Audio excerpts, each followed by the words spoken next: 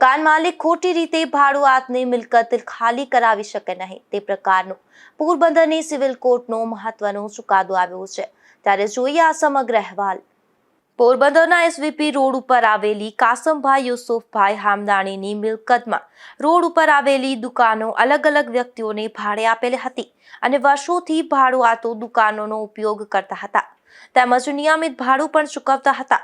આમ છતાં કાસમભાઈ દ્વારા પોરબંદરની કોર્ટમાં અલગ અલગ 5 ભાડુઆતો સામે દાવો કરી ભાડું ચૂકવતા નથી તથા પોતાને અંગત ઉપયોગ માટે મિલકતની જરૂરિયાત હોવાનું જણાવી દુકાનો ખાલી કબજા મેળવવા માટે દાવો કર્યો હતો। તે દાવાઓ પોરબંદરના એડિશનલ સિવિલ જજ દ્વિવેદીની કોર્ટમાં ચાલવા ઉપર આવતા અને તેમાં પ્રતિવાદી તરફે રોકાયેલા એડવોકેટ ભરતભાઈ લાખાણી દ્વારા ધારદાર દલીલો કરવામાં આવી હતી।